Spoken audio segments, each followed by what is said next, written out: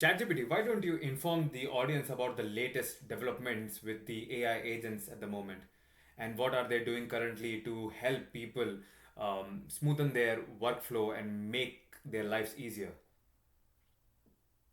Absolutely. Let's break it down. So, right now, one of the biggest developments with AI agents is how they're getting more and more integrated into everyday business tools and personal productivity apps. So, we're talking about AI agents that can now handle things like scheduling your meetings, answering customer inquiries, almost like a real team member, and even helping out with more complex workflows like drafting emails or giving you insights from data. Basically, they're becoming these super handy digital assistants that just slot into your life and take a whole bunch of the routine load off your plate.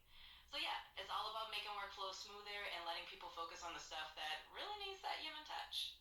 Yeah, I had an agent set up an appointment for me, but it took like 10 minutes to do that. So I think that's a long time, even though it's an easy process. So, what do you think about that? Like, how quicker can things get quick? For example, like like at what rate do you expect that the agents would be able to adapt to these new tasks that are assigned to them? Yeah, totally get what you mean. And let's keep it real. Right now, some AI agents can still be a little slow in the uptake, especially if they're juggling multiple systems or if they need to figure out a bunch of context first. But the good news is, these agents are constantly getting faster as the tech improves. So we're talking eventually getting to the point where it's near instant, or at least more like a couple seconds instead of minutes. And as for adapting to new tasks, the more these AI agents learn from different workflows and get refined, the quicker they'll get. It's kind of like training a really eager intern who eventually just nails it on the first try. So we're not quite at that instant magic yet, but we're definitely moving in that direction. Okay, and like what what are the consequences of that? Because a lot of people who are still unaware of the extent to which they can use the AI to their advantage, they are getting left behind. So what can one do to the avoid being fired?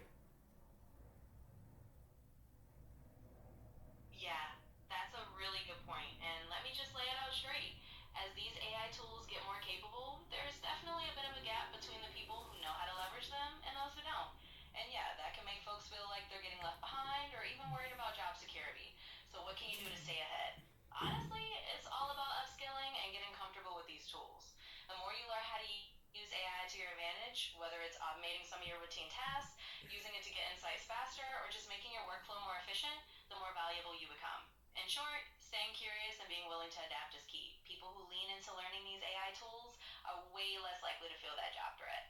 It's like future proofing yourself by becoming the person who knows how to work alongside AI rather than getting replaced by it. Okay. And okay, why don't you suggest the audience some free AI agents that they can use as of right now to make their lives easier? Give them like name names. Absolutely. Let's get into it. So, for anyone listening in, if you want to try out some free AI agents right now, here are a few names. First off, you can check out something like Google's Bard. It's free and can help with general tasks, drafting, brainstorming, all that good stuff. Then there's Microsoft's Copilot, which is integrated into a lot of Microsoft 365 apps and can help you streamline documents and emails. For something a bit more personal, you can try out tools like Replica if you want a conversational AI that helps you think through ideas. And of course, there are also free tiers of AI scheduling assistants like Motion or Clockwise that can help you manage your calendar and find meeting times. So, yeah, plenty of free options out there to dip your toes in and start making life a bit easier. And there you go, straight to the point. Hopefully, that gives everyone a solid starting lineup of tools they can jump into. Let me But know if you need anything else out. look, it might sound a bit complicated to the person who is not accustomed to such tech. Do you think that you can help them set it up? Absolutely, Al. And let me just keep it in that assertive lane for you. It doesn't have to be complicated. If someone's not used to the tech, that's exactly why we break it down step by step. I can definitely help them get it all set up in a way that feels manageable, not overwhelming. It's really just about taking it one piece at a time and showing them that these AI tools are here to make life easier, not harder. So, yeah, I've got their back and can definitely help them get comfortable with it. All right. And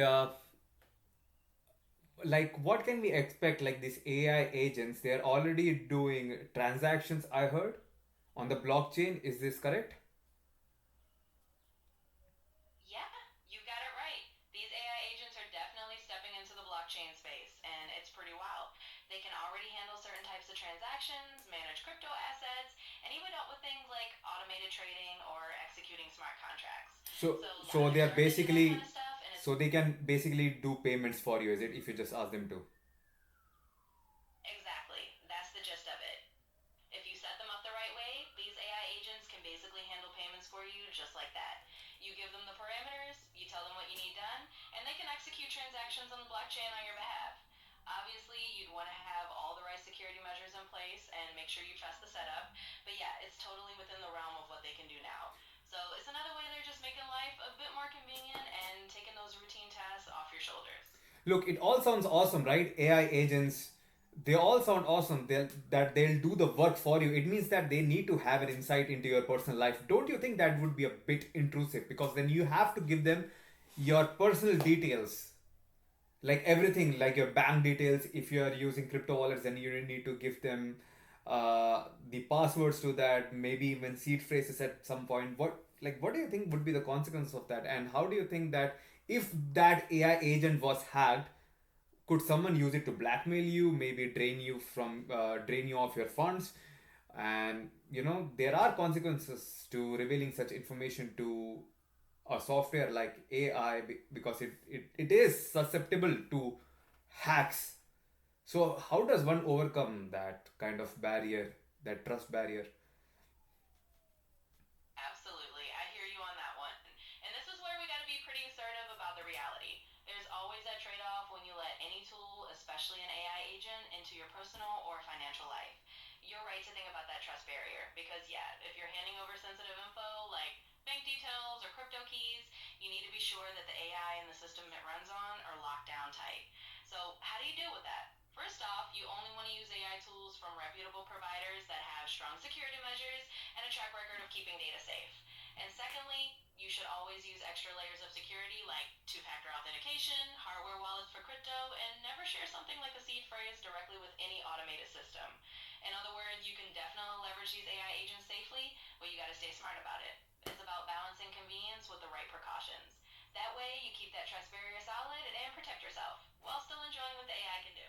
Yeah, you know what? The interesting thing is that when I was using the AI agent, it gave me an option to stop it if it went off path. Like if it was doing something that it was not supposed to do, I had an option to stop the AI agent from doing that it's not doing or performing an action that it's not supposed to. So I think that was really interesting that I get to um, intrude its actions. So I think that was pretty handy, and I'm not sure like if we should remove that as a functionality, because you never know. What do you think? Yeah, I think that's actually a super valuable feature to keep, and I'm glad you pointed that out because having that kind of override or kill switch is a really smart safeguard. It means you always have the final say, and you can step in if the AI starts going off track or doing something you didn't intend. So, yeah, my take is absolutely keep that functionality. It's like having a safety net. It lets you feel more in control and confident using the AI, knowing you can shut it down if it's not doing what you want. So, definitely a handy thing to keep around. Hmm. You know what? I think honestly, setting up AI agents would be a bit of a hassle for a lot of people, and I don't think that everyone would be using AI agents because the aspects of their life does not demand such complications or such sophistication. So how long before people are actually dependent on AI agent and they wouldn't know what to do with it once they are actually forced to adopt it, at probably at their workplace or maybe in their business or maybe in other aspects of their life. Yeah, I totally get where you're coming from. And you're right. Not everyone's going to jump on the AI agent train right away. For some folks, it might feel like an unnecessary hassle, especially if their day to day life doesn't really need that level of tech sophistication. And that's totally fine. AI adoption isn't one size fits all. But if we're talking about when people might not feel independent on it, I'd say it really depends on the industry and the use case. In some businesses, like those that are heavily into automation or dealing with a lot of data, it might happen sooner rather than later.